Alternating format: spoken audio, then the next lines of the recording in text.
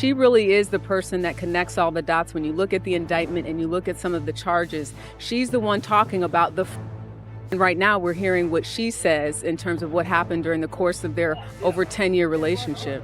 You know, attorneys say that this is the first time that they've met since 2018. So to watch Sean Combs watching her was really interesting because they haven't seen each other in at least 6 years. Imagine the hushed buzz inside that marble-lined courthouse as the room leans forward, waiting for the woman many call the missing puzzle piece of an already thunderous saga. Cassie Ventura steps through the double doors in a cocoa-colored dress that frames her expectant silhouette. Shoulders back, chin high, refusing even a sidelong glance at the man she once adored. Drika, how would you describe Cassie's demeanor when she took the stand today? When she walked in there, Rachel, she had on a brown dress, form-fitting, visibly pregnant, head held high, and did not make any eye contact with the defendant, with Sean Combs. The cameras can't follow her inside, but every pen in the gallery scratches the same headline. The singer model, who spent more than a decade orbiting Sean Diddy Combs, has finally broken her silence under oath. And the ripples threaten to swamp whatever remains of his legacy. Viewers already know the broad strokes. Mid-afternoon raids, private jets grounded, a once untouchable mogul now trading red carpet spotlights for fluorescent overheads.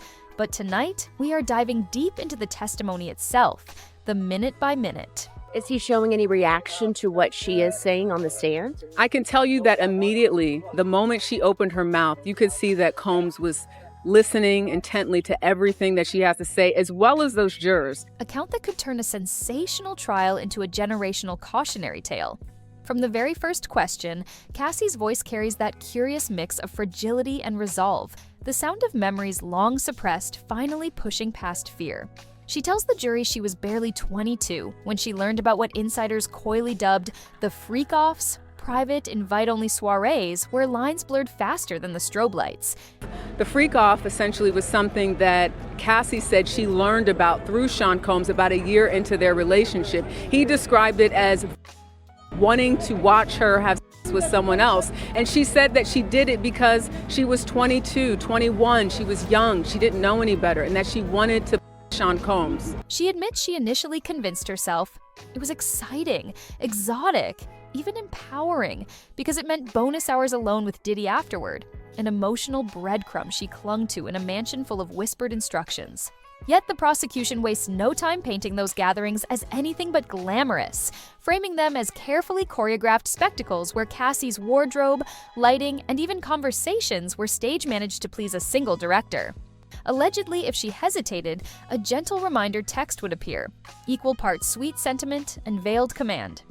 And every time she pressed for clarity, like that infamous 2010 email the jury saw projected 10 feet tall, she would, in her words, backpedal faster than a dancer missing a beat. She said that Sean Combs directed everything from what she had on, to the lighting in the room, to how she was supposed to interact with the person that she was having sex with. Terrified the man she loved would simply close the curtain on her dreams. Across the aisle, Diddy sits stone still, eyes narrowing only when her sentences graze, subjects the public has so far heard only in rumor. He cannot respond, cannot gesture, cannot whisper. The defense team's strategy is silence seasoned with occasional scribbles on yellow legal pads. When the prosecution asked her, was there ever a time that you enjoyed the freak-offs? This is when Cassie got choked up and she said, I did, but only because I got to spend one-on-one time with Combs, and I really did love him. Yet, even from the gallery, spectators swear they see his jaw tense whenever Cassie recalls the subtle power plays. The designer dress chosen not by her stylist, but by him. The sudden switch from love songs to late-night lessons on loyalty. The declaration that she would make a perfect protege if she just learned to trust the maestro's methods. She tells the court she sometimes felt like a marionette whose strings were made of diamond bracelets. Each sparkle blinded her just enough to dull the alarm bells. Jurors study her every blink. And more than one leans in when she describes the night she finally confessed she felt dirty after a gathering, only to be coaxed into believing the discomfort was her own lack of sophistication.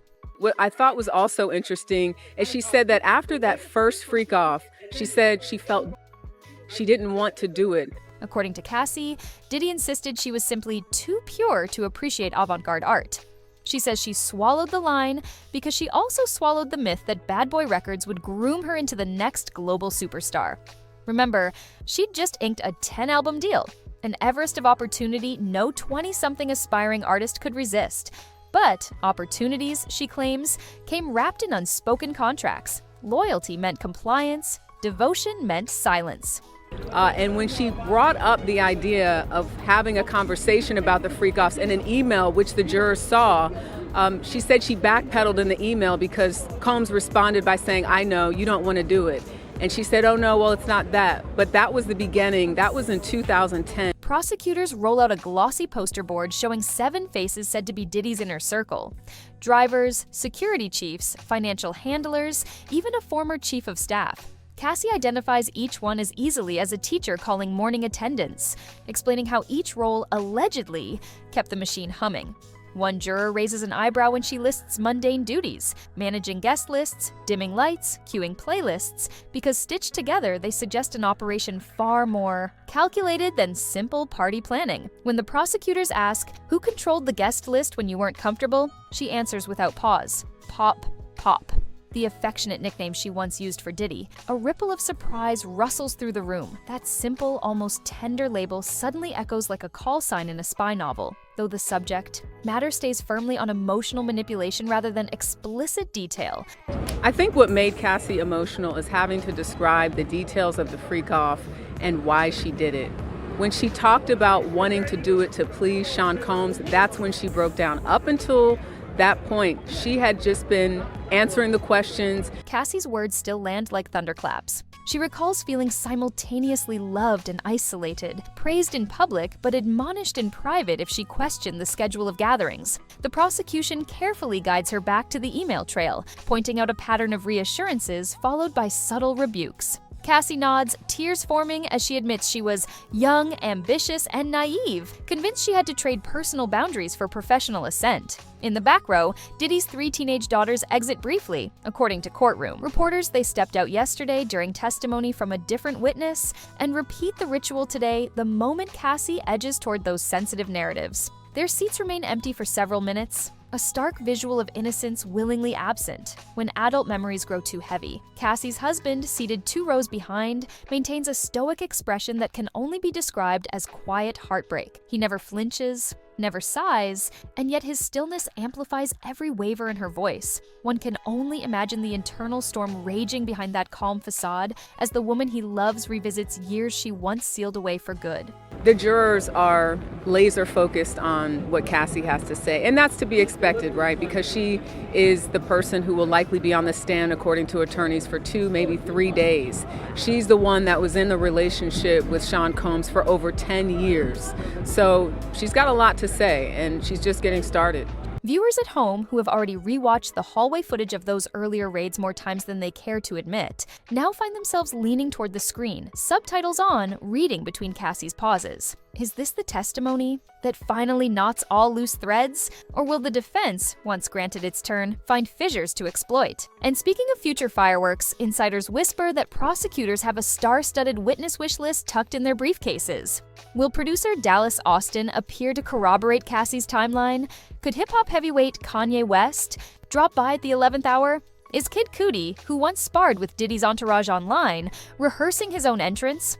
No one knows, but the mere possibility keeps court trackers refreshing their feeds like gamblers at a horse race. Every morning, the line outside the courthouse queues up earlier, each blogger hoping to snag the first blurry photo of a surprise celebrity stepping from a black SUV.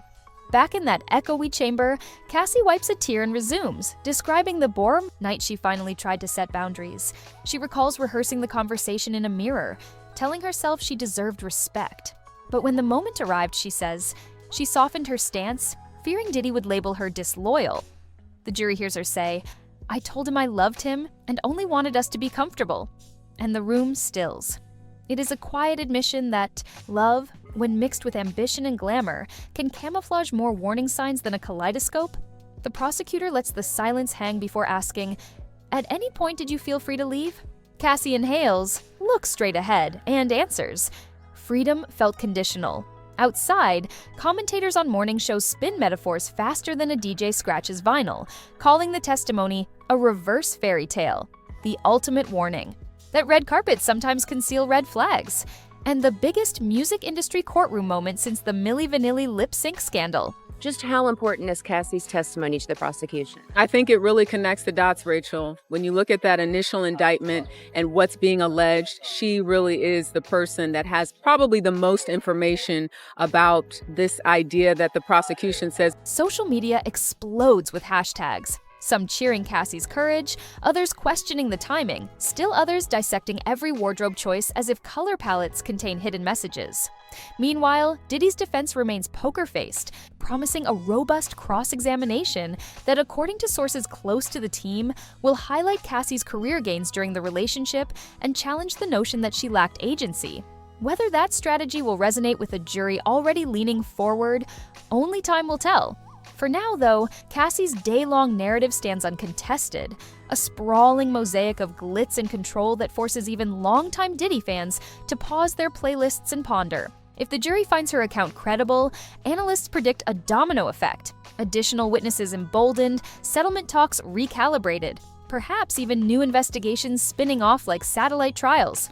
Yet, if the defense can cast doubt on key timestamps or exposee contradictions, the tide could just as quickly recede, leaving Cassie's testimony looking like a mirage in a desert of hearsay. The stakes could not be higher. Reputations, fortunes, and decades of cultural influence hang in the balance. As court adjourns for the evening, Cassie exhales, linking arms with her husband before exiting through a side door shielded by marshals. Diddy remains seated a moment longer, gaze fixed on the empty witness stand, as if replaying every syllable in his mind. Reporters sprint to the courthouse steps, microphones poised, but no comment comes from either camp. The only statement tonight is the one etched into the collective imagination of everyone who watched this unfold, a reminder that in the world of celebrity, admiration can morph into interrogation in the blink of a headline. So what do you think?